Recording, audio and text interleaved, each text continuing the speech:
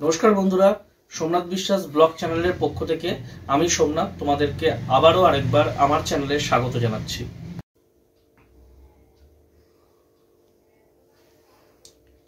বন্ধুরা, এখানে তোমরা যে গাপ্তি মাছগুলো দেখতে পাচ্ছ অনেকের কাছেই একটি পরিচিত এবং জনপ্রিয় গাপ্তি।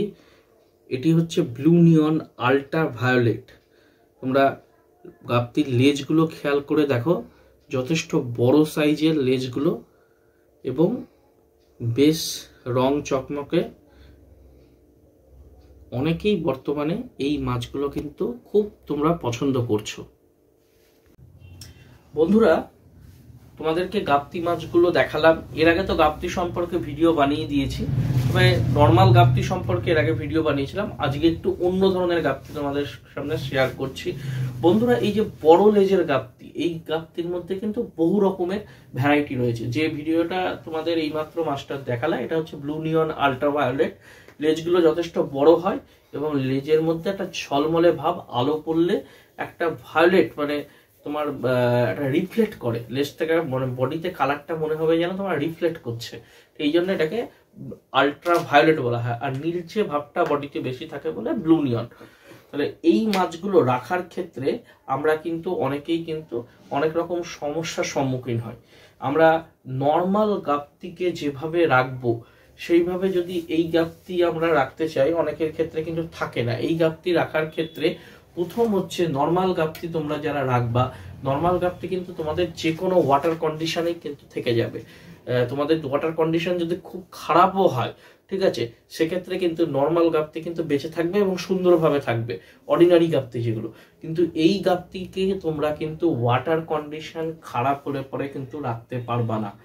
এই গাপ্তির ক্ষেত্রে তোমাকে ওয়াটার কন্ডিশন কিন্তু ভালোভাবে মেনটেন করতে হবে। তোমাদের প্রথম কথা হচ্ছে ওয়াটার টেম্পারেচার যেন 25-এর উপরে, 25 থেকে 28-এর মধ্যে জলের টেম্পারেচার তোমরা সবসময় রাখার চেষ্টা করবা। ওয়াটার টিডিএস 50 থেকে 200-র মধ্যে রাখার চেষ্টা করবা। আর ওয়াটার পিএইচ 7 থেকে 6.5 থেকে 7 বা 7.5-এর উপরে যেন তোমাদের জলের পিএইচ যেন না ওঠে। এই ওয়াটার কন্ডিশন কিন্তু সবসময় তোমরা রাখার চেষ্টা করবা। এই গাপ্তি ট্যাঙ্ক, তোমরা গাপ্তি অ্যাকোয়ারিয়াম যেখানে করবে সেখানে কিন্তু কখনো অক্সিজেন ফ্লো কিন্তু দেওয়া যাবে না। আমরা যে ট্যাঙ্কটা দেখালাম তোমাদের আরেকবারও দেখাচ্ছি, আমাদের কিন্তু কোনো রকমের অক্সিজেন ফ্লো খুব সামান্য পরিমাণে আমরা দিয়ে রাখি।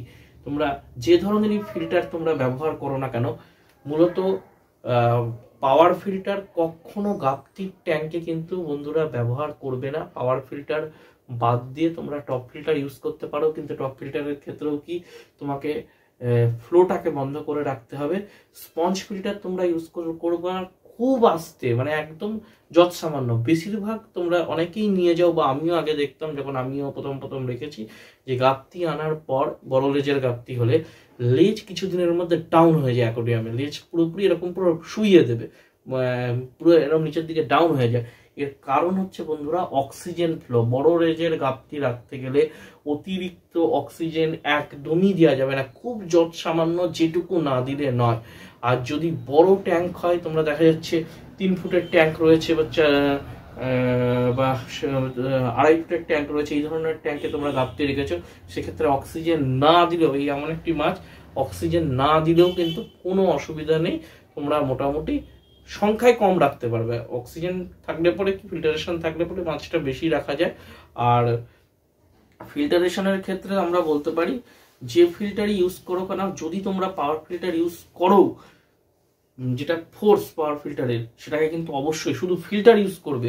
ফোর্সকে কিন্তু চাবি দিয়ে, বা ওটা বন্ধ করার নব আছে, নব অবশ্যই তোমরা বন্ধ করে রাখবে। আর এই গাপ্তির বর্তমানে কিন্তু বাজারে কিন্তু যথেষ্ট ডিমান্ড আছে। তোমরা যারা আমার সাবস্ক্রাইবার বন্ধুরা রয়েছো, যদি তোমরা ছোটখাটো স্কুল পড়ুয়া, কলেজ পড়ুয়া হয়ে থাকো, পকেট মানি হিসাবে কিন্তু এই গাপ্তি ফার্মিং কিন্তু তোমরা করতে পারো। যে কোনো নাদা, থার্মোকলের পেটি, চৌবাচ্চা, যে কোনো জায়গায় চারি, যে কোনো জায়গাতে জল জমা আছে, পরিষ্কার স্বচ্ছ জলে তোমরা কচুরিপানা হোক কিংবা ঝাঁঝি শ্যাওলা হোক, দিয়ে কিন্তু এই গাপ্তির মেল ফিমেল রেখে তোমরা কিন্তু ব্রিডিং করাতে পারো, প্রচুর পরিমাণে বাচ্চা দেয় এবং তোমাদের যে কোনো নিয়ারেস্ট অ্যাকোরিয়াম শপের সঙ্গে তোমরা কথা বলে নিতে পারো। যথেষ্ট ভালো ডিমান্ড এবং মার্কেটে কিন্তু এই গাপ্তির যথেষ্ট চাহিদা কিন্তু বন্ধুরা রয়েছে। শুধু মেনটেনের ক্ষেত্রে নর্মাল গাপ্তিতে আমরা যেমন একদমই অবহেলা করে রেখে দিই, এইটা কিন্তু করা যাবে না। খাবারের ক্ষেত্রে যখন যদি তুমি ফার্মিং করো, এখানে যদি অ্যাকোরিয়ামে যখন আমরা এই গাপ্তি রাখবো, অ্যাকোরিয়ামের ক্ষেত্রে আমরা কিন্তু যেটা মাইক্রো প্যালেট, মূলত বেটা ফিশকে দেওয়ার জন্য যে প্যালেটগুলো ব্যবহার করা হয়, এই মাইক্রো প্যালেট তোমরা ইউজ করতে পারো। কিংবা এই যে টাইও কোম্পানির যে খাবারগুলো আছে, ছোট আমার হাতে দেখতে পাচ্ছ, এটা ছোট 20 গ্রামের প্যাকেট, এর বড় প্যাকেটও আছে টাইও কোম্পানির। এর টাইওর দানাগুলো হচ্ছে খুব ছোট সাইজের। এই টাইওর দানা আমিও নিজেও এটাই টাইও ইউজ করে থাকি, টাইও কোম্পানির দানা ইউজ করতে পারো। কিংবা যে কোনো মাইক্রো প্যালেট, যে কোনো কোম্পানির মাইক্রো প্যালেট কিন্তু ইউজ করতে পারবা। আর বর্তমানে বাজারে বহু গাপ্তি মাছকে খাওয়ানোর জন্য কিন্তু গাপ্তি প্যালেট বলে আলাদা প্যালেট বহু বেরিয়ে গিয়েছে, সেই ধরনের প্যালেট তোমরা যদি খাওয়াতে চাও ব্যবহার করতে পারো। ফার্মিং এর ক্ষেত্রে বলবো, যারা ব্রিডিং করাতে চাইছো তারা যেমন তোমরা লাইভ ফুড হিসাবে টিউবিফ্লেক্স ইউজ করতে পারো, ব্লাড ওয়ার্মস ইউজ করতে পারো। তার পাশাপাশি কিন্তু একটা ভালো টিপস দিয়ে দিচ্ছি, যেটা আমাদের রুটি যেটা আমরা খাই, এই বাসি রুটি, আগের দিনের রাতের বাসি রুটি তোমরা রেখে দিয়ে পরের দিন সকালবেলা খুব সামান্য পরিমাণে গুঁড়ো, মানে ওটাকে পুরো ছিঁড়ে গুঁড়ো করে ফেলবা। গুঁড়ো করে তোমরা তোমাদের চারি বলো বা নাদা বলো বা থার্মোকলের পেটি বলো বা চৌবাচ্চা বলো, যেখানে রাখবা, আমরা আমাদের চৌবাচ্চার ক্ষেত্রেও দিয়ে থাকি। এটা যদি তোমরা সপ্তাহে 2 থেকে 3 দিন ইউজ করতে পারো, গাপ্তি কিন্তু খুব ভালো কালার গ্রো করে। মোটামুটি এইটা ফার্মিং এর ক্ষেত্রে তোমরা কিন্তু আসতে পারো। গাপ্তি বর্তমানে ভালো ডিমান্ড রয়েছে। আমি বিদ্যুৎকে বলবো আরেকবার একটু মাছটা দেখিয়ে দিতে।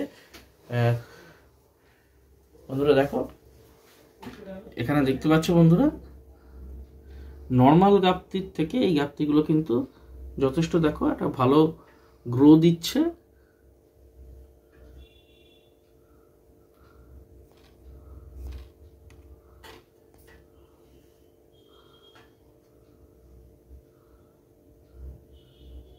দেখতে পাচ্ছ বন্ধুরা, এখানে আমাদের মেল ফিমেল বোথই আছে। ব্ল্যাকের মূলত কিছু ফিমেল রয়েছে, আর ব্লু নিয়ন, আর মেলটা হচ্ছে তোমার ব্লু নিয়ন আলট্রাভায়োলেট মেল, আর ফিমেল যেটা আছে সেটা হচ্ছে ব্ল্যাক গাপ্তির ফিমেল, কিন্তু ব্ল্যাক মস্কো, যেটা ব্ল্যাক মস্কোর ফিমেল কিন্তু এখানে রয়েছে। আর আমার নিয়ারেস্ট যদি কেউ থেকে থাকো, যদি তোমরা এই গাপ্তি মাছ সংগ্রহ করতে চাইছো, এই ধরনের গাপ্তি, আমার সাথে যোগাযোগ করতে পারো। বর্তমানে আমার কাছে কিন্তু এই মাছের যথেষ্ট স্টক এখানেও আমার দেখতে পাচ্ছ, এই ট্যাঙ্কেও রয়েছে, প্লাস আমার চৌবাচ্চাতেও কিন্তু প্রচুর পরিমাণে স্টক রয়েছে। আমার নিয়ারেস্ট যারা রয়েছে, তোমরা যদি এই ধরনের গাপ্তি সংগ্রহ করতে চাও, আমার সাথে কিন্তু যোগাযোগ করতে পারো। বর্তমানে এই গাপ্তি কিন্তু ফার্মিং এর ক্ষেত্রে অনেকেই যাচ্ছে, আমার জানা পরিচিত অনেকেই রয়েছে যারা কিন্তু এই গাপ্তি ফার্মিং করে কিন্তু ভালো মতো আর্নিং করছে। এই ধরনের গাপ্তি, শৌখিন গাপ্তি এর ক্ষেত্রে কিন্তু কিছু সমস্যা মূলত ওই জানা নেই বলে অনেকেই হাই অক্সিজেন দিয়ে দেয়, দেখা যাচ্ছে যেখানে রাখছে সেখানে ওই এয়ার স্টোন দিয়ে দিচ্ছে। এইগুলা কিন্তু হাই অক্সিজেন একদমই কিন্তু ইউজ করা যাবে না। তাহলে বন্ধুরা, আজকে আমরা এই গাপ্তি মাছ সম্পর্কে তোমাদের আলোচনা করলাম, মূলত এই বড় লেজের গাপ্তি সম্পর্কে আলোচনা করলাম। ভিডিওটা কেমন লাগলো আশা করি কমেন্ট করে জানিও, আর যদি তোমাদের কোনো কিছু জিজ্ঞাসা থাকে তাহলে কমেন্ট বক্সে অবশ্যই জানিও। নমস্কার বন্ধুরা।